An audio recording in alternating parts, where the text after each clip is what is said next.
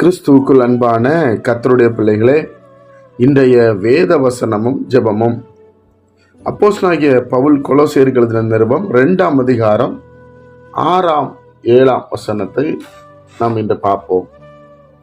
ஆகையால் நீங்கள் கர்த்தராகிய இயேசு கிறிஸ்து இயேசுவை ஏற்றுக்கொண்டபடியே அவருக்குள் வேர் கொண்டவர்களாகவும் அவர் மேல் கட்டப்பட்டவர்களாகவும் அவருக்குள் நடந்து கொண்டு நீங்கள் போதிக்கப்பட்டபடியே விசுவாசத்தில் உறுதிப்பட்டு ஸ்தோத்திரத்தோடு அதிலே பெருகுவீர்களாக.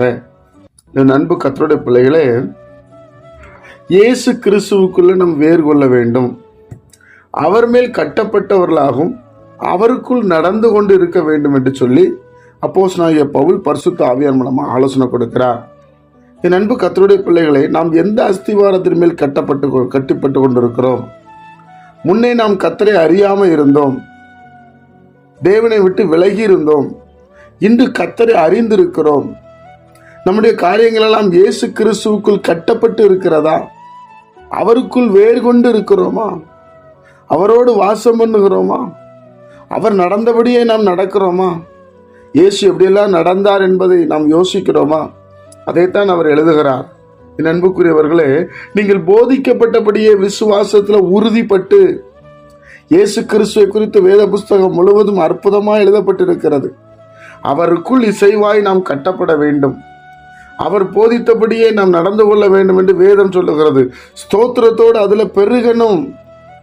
தேவனுடைய பிள்ளைகள் இயேசு கிறிஸ்துடைய சுவாபத்தில் பெருக வேண்டும் என்று சொல்லப்பட்டிருக்கிறது. அப்பொழுது எல்லா புத்திக்கும் மேலான தேவ சமாதானம் நம்ம இருதயத்தை ஆளுகை செய்யும். அந்த தேவ சமாதானத்தை நாம் காத்துக்கொள்ள முடியும். எல்லாவற்றையும் இயேசுவை பார்த்து நாம் செய்யும் போது அவர் இந்த வானத்தையும் பூமி உண்டாக்கிற சர்வ வல்லமையுள்ள தேவனுடைய குமாரனாய் இருக்கிறார். அவரை நாம் மகிமைப்படுத்தும் பொழுது பிதாவாகிய தேவன் சந்தோஷப்படுவார். அவருக்குள்ளதான் நாம் வேறு கொள்ள வேண்டும். இன்னும் அவரை பற்றி அதிகமாக அறிந்து கொள்ள வேண்டும். இயேசுவோடு வாழ்கிற வாழ்க்கையில நாம் முன்னேறி வர வேண்டும். அதைத்தான் அப்போஸ்தலனாகிய பவுல் எழுதுகிறார். என் அன்பு கர்த்தருடைய பிள்ளைகளே, அப்ப அவருக்குள் வேறு கொண்டவர்களாக நாம் இருக்க வேண்டும். வேறு அங்கு போனோம். இயேசு கிறிஸ்துவை பற்றி சுவாபங்கள், இயேசு கிறிஸ்துவை பற்றி அறிந்துகிட்டது தான் அந்த வேறு. அது எந்த அளவு நம்ம வேறு கொள்ளுகிறோமோ அந்த அளவு தேவன் நமக்கு மேன்மையான காரியங்களை செய்வார். ஜெபிப்போமா?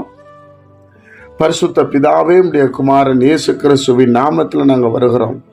இந்த நாளை நீர் எங்களுக்கு ஆசீர்வதித்து தாரோம். ஆண்டவரே, உமக்குள்ள வேறு கொள்ள உதவி செய்யப்பா. வேறு தான் ஆண்டவரே மரத்தை சுமக்கும் அப்பா. கர்த்தருடைய நாமத்தினால எங்களுக்கு அப்படி உதவி செய்யுங்க. கேட்கிற ஒவ்வொரு பிள்ளைகளையும் ஆசீர்வதிங்க. இயேசு கிறிஸ்துவின் மூலம் ஜெபிக்கிற நல்ல பிதாவே, ஆமென்.